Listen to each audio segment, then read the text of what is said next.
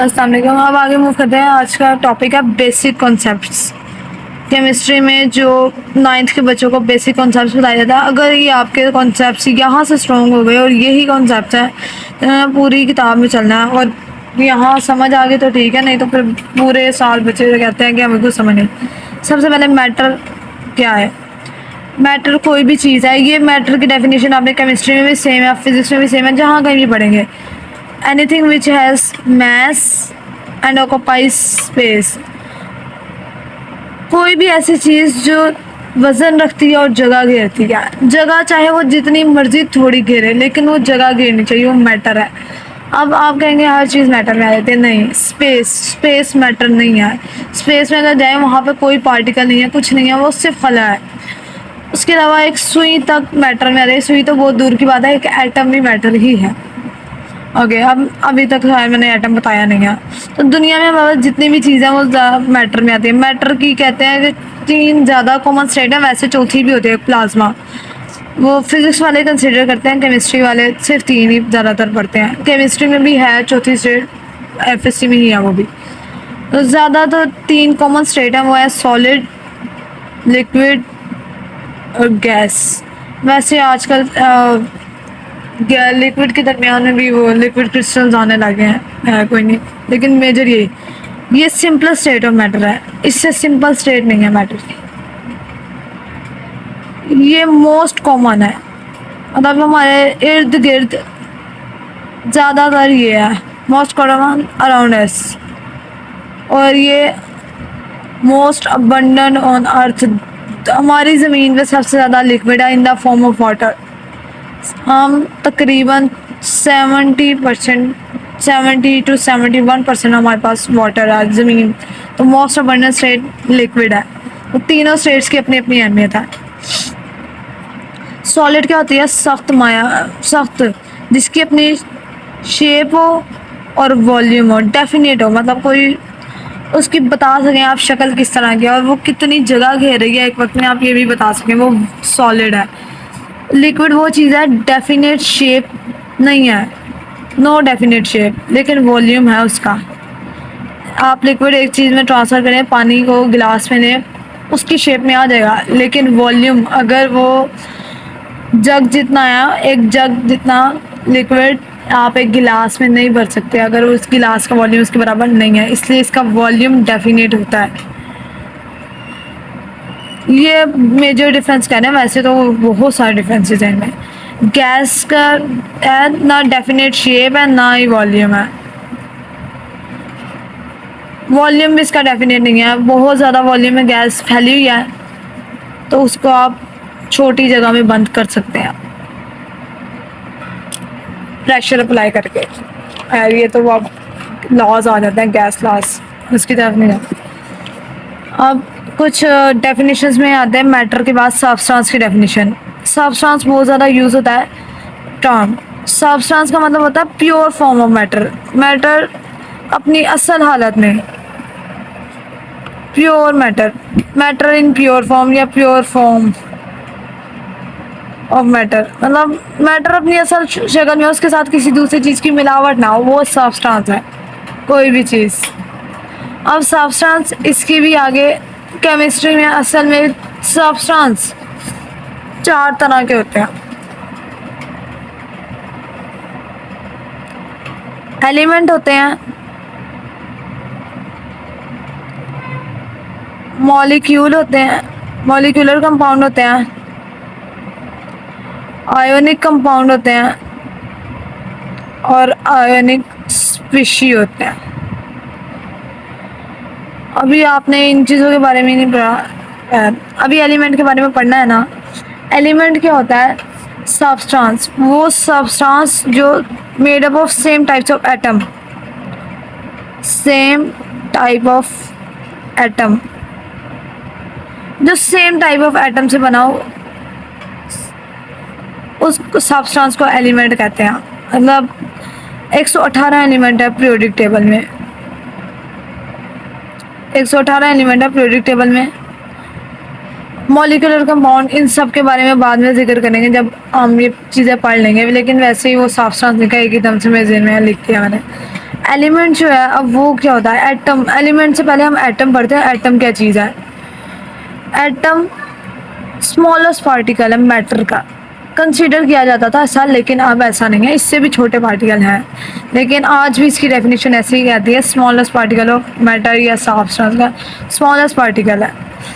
Atom से छोटा particle नहीं होता। साइंसदानों ने क्या किया, बड़ा एक पार्टिकल लिया, उसको तोड़ते गए यहाँ तक कि वो बहुत सबसे छोटा पार्टिकल, मतलब उन्होंने थ्योरेटिकली किया था, प्रैक्टिकली नहीं, क्योंकि आज तक एटम तो किसी ने देखा ही नहीं है। जो उन्होंने कहा जो स्मॉलेस्ट पार्टिकल होगा ना वो एटम कहेंगे। उसका एटम लफ्ज़ एटॉमस से निकला था, मीन स्मॉलेस्ट, इंडिविजिबल, इसका मतलब था इंडिविजिबल, इंडिविजिबल। फिर उसके बाद लेकिन फाइंड किया गया कि एटम इंडिविजिबल पार्टिकल नहीं है, इससे मज़ीद छोटे पार्टिकल हैं, लेकिन अब इसके लेकिन नाम इसका आज तक एटम ही है, चाहे ये इंडिविजिबल नहीं है। अब एटम हो गया क्लियर। एटम के अंदर सब एटॉमिक पार्टिकल्स पाए जाते हैं, सब एटॉमिक पार्टिकल्स। सब एटॉमिक पार्टिकल्स उन पार्टिकल्स को कहते हैं जो एटम के अंदर मौजूद है। दुनिया में हर चीज़ एटम से बनी है, कोई चीज़ चाहे वो जानदार या बेजान हो, कोई भी जानदार चीज़ भी एटम के बगैर नहीं बनी। जानदार चीज़ें किससे बनी है? डीएनए से। डीएनए भी फर्दर किससे बना है? एटम से ही बना है। अगर किसी ने उसका मॉलिक्यूलर स्ट्रक्चर देखा, वो भी एटम से ही बना हुआ है। इवेंचुअली 4 to 5 एटम्स के साइज के बराबर होता है ऑलमोस्ट, यानी वो भी बहुत छोटा होता है। एटम इतना छोटा है कि आज तक इसको इलेक्ट्रॉन माइक्रोस्कोप के जरिए भी नहीं देख सके। सब एटॉमिक पार्टिकल्स 100 से मोर देन 100 है सब एटॉमिक पार्टिकल्स, लेकिन जो ज़्यादातर आजकल या वैसे भी फंडामेंटल जो पार्टिकल हैं इनमें से, यानी कि बुनियादी पार्टिकल्स हैं, इनके बगैर एटम नहीं है, जो हैं हर एटम में, वो हैं इलेक्ट्रॉन, प्रोटॉन और न्यूट्रॉन। ये मैंने इलेक्ट्रॉन लिखा है, वो नेगेटिव चार्ज की वजह से लिख दिया। इनमें से इलेक्ट्रॉन पे नेगेटिव चार्ज है, इसके ऊपर प्रोटॉन के ऊपर पॉजिटिव चार्ज है, इसके ऊपर चार्ज ही कोई नहीं है। इलेक्ट्रॉन का बहुत छोटा मैस होता है, बहुत छोटा, -4 में जाके स्टिक नहीं होता है AMU में। अब इस मैस पे बाद में बात करते हैं। प्रोटॉन का मैस ज़्यादा होता है इलेक्ट्रॉन के मुकाबले में, तो बहुत ज़्यादा होता है, तकरीबन कोई 1800 टाइम्स ज़्यादा, इससे ज़्यादा। और न्यूट्रॉन और प्रोटॉन का ऑलमोस्ट कंपेरेबल होता है, और इनमें से भी अगर ज़्यादा देखें तो इसका मैस ज़्यादा होता है, प्रोटॉन से ज़्यादा होता है इसका मैस।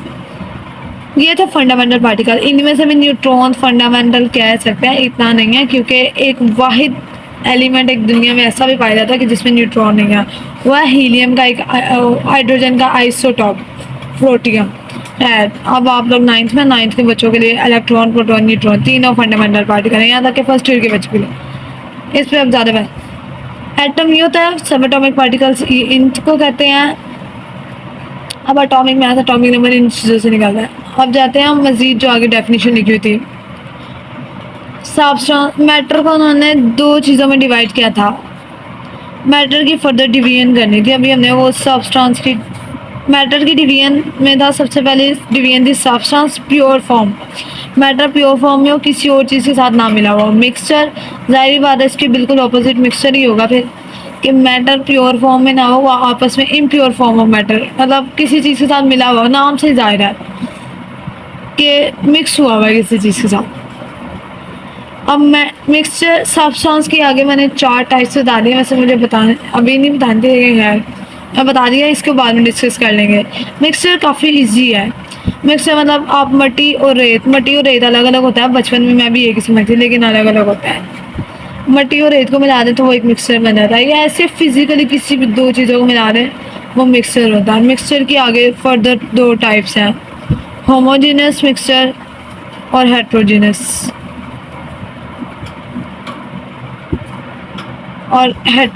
मिक्सचर। होमोजेनस ये साइंटिफिक टर्म्स है, होमो और हेट्रो, या ये कुछ टर्म समझना ज़रूरी था। होमो का मतलब होता है सेम, कहीं पे भी लिखा आ जाए होमो, इसका मतलब सेम ही होता है, और हेट्रो का मतलब डिफरेंट होता है।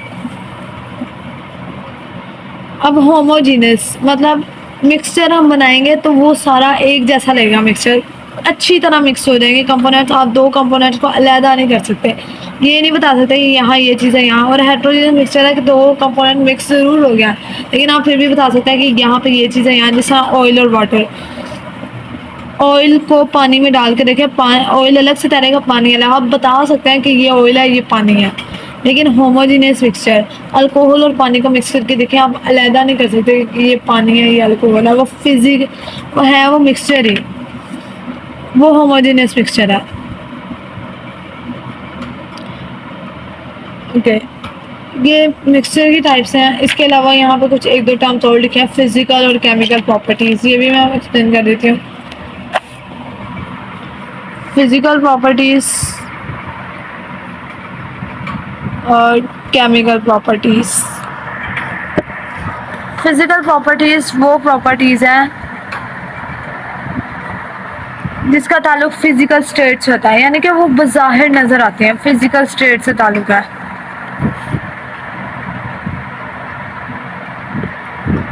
वो सिर्फ फिजिकली चेंज होंगी। केमिकल चेंज का मतलब होता है कि वो कंपाउंड, वो चीज़ रहेगी नहीं, वो मुख्तलिफ हो जाएगी। और फिजिकल चेंज का मतलब होता है वो रहेगी वही चीज़, बस हो सकता है उसका कलर चेंज हो जाए, टेस्ट चेंज हो जाए, उसका और डेंसिटी में फ़र्क आ जाए, उसकी और किसी और प्रॉपर्टी में फ़र्क आ जाए, लेकिन वो रहेगी वही। जिस तरह पानी है, इसमें अगर कोई ऐसी चीज़ डाल दी जाए जिसके साथ रिएक्शन ना करे, अल्कोहल डाल दी जाए, तो उसकी थोड़ी बहुत प्रॉपर्टीज चेंज हो जाएगी। मतलब ये बॉयल कम टेम्परेचर पे कर जाएगा, ये जल्दी जल्दी उड़ जाएगा, और कलर चेंज हो जाएगा, हो सकता है इसकी स्मेल भी चेंज हो जाए, टेस्ट चेंज हो जाएगा। इस तरह के दो चार चीज़ें चेंज हो जाएंगी, लेकिन रहेगा वो पानी, और पानी अलग ही रहेगा, अल्कोहल अलग ही रहेगा। पानी अपनी प्रॉपर्टी शो करेगा, अल्कोहल अपनी शो करेगा। तो ये फिजिकल प्रॉपर्टी है पानी की। पानी को आइस बना दें, रहेगा तो वो अब भी पानी, उसका केमिकल फार्मूला अभी यही है, उसमें अभी भी 2 हाइड्रोजन 1 ऑक्सीजन है। जब तक ये किसी भी चीज़ में ये रहेगा, तब तक उसकी केमिकल प्रॉपर्टीज चेंज नहीं होगी। जब तक उसमें जो भी चेंजेस आते रहे, वो सारी फिजिकल चेंजेस होंगी, फिजिकल प्रॉपर्टीज होंगी। नंबर 2 पे आते हैं chemical properties. Chemical properties simple वो चेंज है जिससे केमिकल कंपोजिशन चेंज हो जाए। केमिकल कंपोजिशन का मतलब होता है कि पानी देखें, पानी का फॉर्मूला है पानी का H2O, इसमें 2 हाइड्रोजन है और 1 ऑक्सीजन है। ये ऑक्सीजन लिखा हुआ है, 10 नहीं लिखा मैंने, 1 ऑक्सीजन है।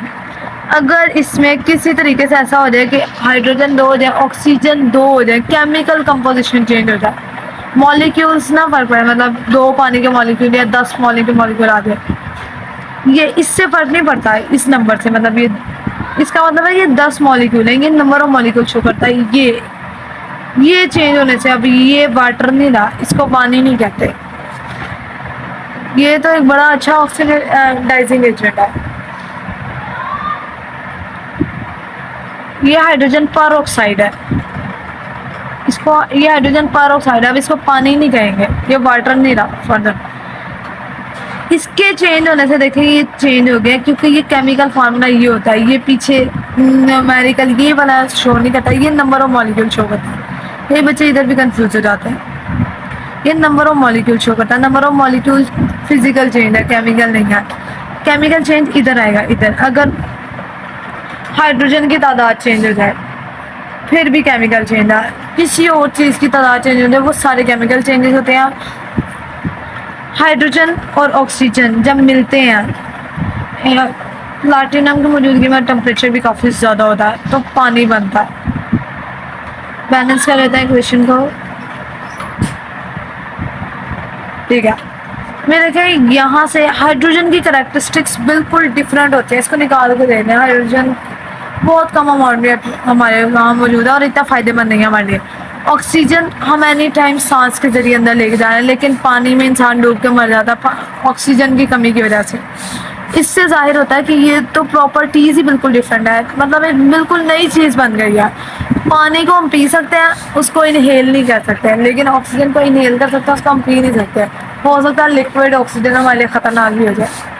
इसलिए ये होती है chemical properties, physical properties. Basic concept में अभी कुछ मज़ीद आगे टॉपिक्स हैं, एलिमेंट्स अगले वीडियो में डिस्कस